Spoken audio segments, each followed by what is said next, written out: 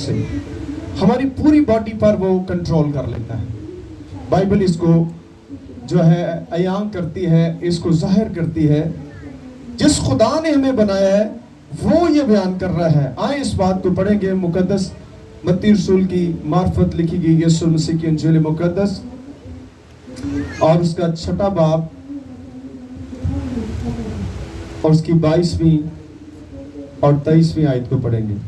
مقدس متی رسول کی معرفت لکھی گئی یسوع مسیح کی انجیل مقدس اس کا 6 باب اور اس کی 22ویں اور 23ویں آیت کو پڑھیں گے.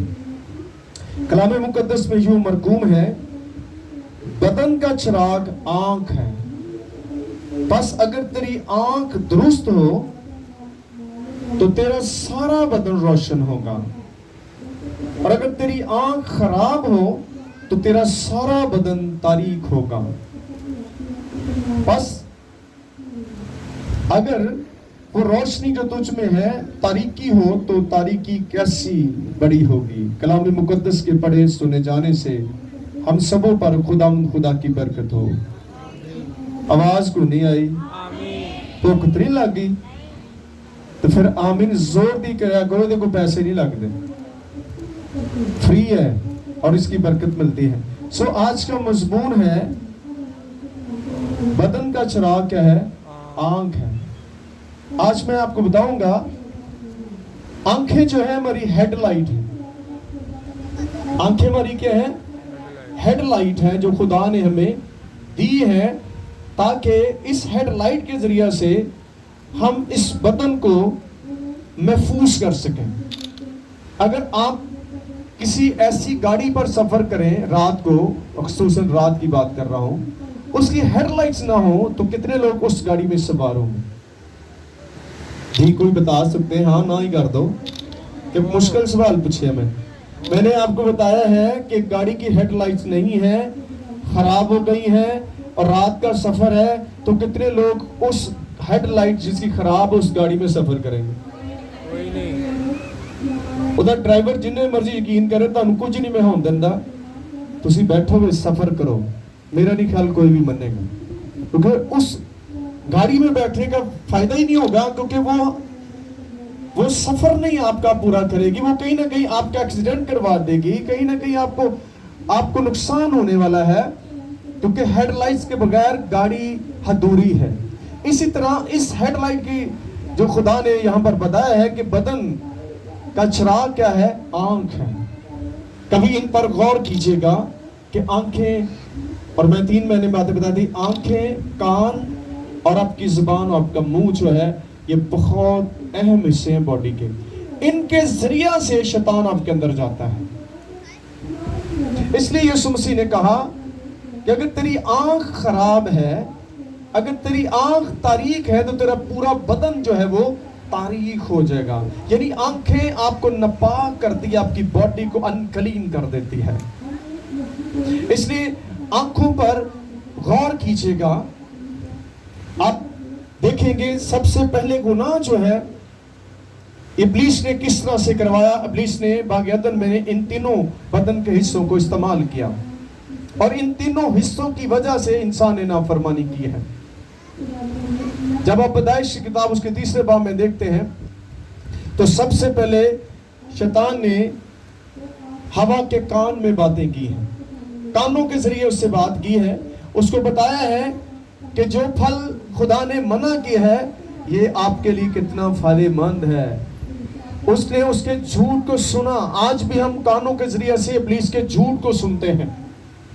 وہ جھوٹ بولتا ہے اور آپ اس کے جھوٹ پر جو ہے وہ عمل کرنا شروع کر دیتے ہیں. جبکہ ایک طرف سچائی کا کلام آپ کے اندر بویا جاتا ہے. میں نے پہلے بتایا ہے کہ یہ باڈی 2 طرح سے استعمال ہوتی ہے. یہ ابلیس کے لیے بھی استعمال ہوتی ہے، یہ خدا کے لیے بھی استعمال ہوتی ہے. اگر یہ خدا کے لیے استعمال ہوگی تو یہ برکت پائے گی، اس کے وسیلہ سے خدا کا جلال ظاہر ہوگا. اگر یہ شیطان کے لیے استعمال کی جائے گی جو تباہی اور بربادی کا سبب بنے گی. اس لیے آپ کو ان چیزوں پر غور کرنا ہے کہ میں کس کے لیے استعمال ہو رہا ہوں. میری آنکھیں یہ میری ہیڈ لائٹ جو ہے وہ کس کے لیے استعمال ہو رہی ہے؟ یسوع مسیح نے کہا اگر کسی شخص نے کسی عورت کی طرف بری نگاہ سے دیکھا تو اس نے وہ زنا کر لیا. اتنا یہ اہم حصہ ہے آپ کی باڈی کا. اور بہت سارے لوگ گناہ جو ہے اپنی آنکھوں کے ذریعے سے کر رہے ہیں. یہ ایسا گناہ ہے جو کوئی دوسرا نہیں دیکھ سکتا, صرف آپ دیکھ سکتے ہیں اور خدا دیکھ سکتا ہے. اس لیے خدا نے یہ بات فرمائی ہے کہ بدن کا چراغ کیا ہے؟ آپ کی آنکھیں ہیں.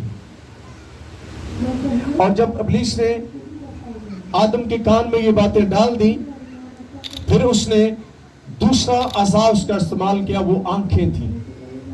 جب اس نے آنکھوں کے ساتھ اس پھل کو دیکھا تو اس کو خوش نما نظر آیا, وہی بڑا خوبصورت ہے.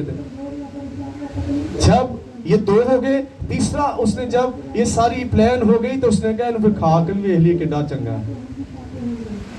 ایسے ہی نا, یعنی تین حصوں کو اس نے استعمال کر کے تباہی اور بربادی کا کام شروع کر دیا, نافرمانی کروا دی.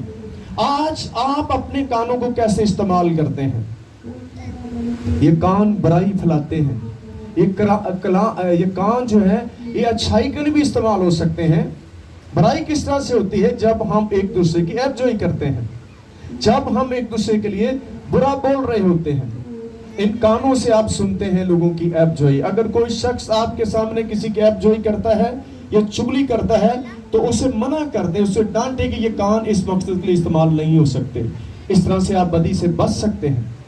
میں آپ کو بتانا چاہتا ہوں, جو شخص آپ کے سامنے آ کر کسی کی برائی کرتا ہے نا, وہ اگلے پاسے جا کے اپنی گل نہیں دس رہا, تہاڈی دس دیندا جا کے کہ انہیں انج کیا ہی, جبکہ وہ بھی مزے لے رہا ہوندا اس وقت. وہ بھی مٹھیاں مٹھیاں سن کے نال لا ہوں ہے یہ جدا وہ ہے یہ جدی, تو بعد چ جا کے تہاڈا ہی دسدا, اپنا دسدا ہی نہیں گا.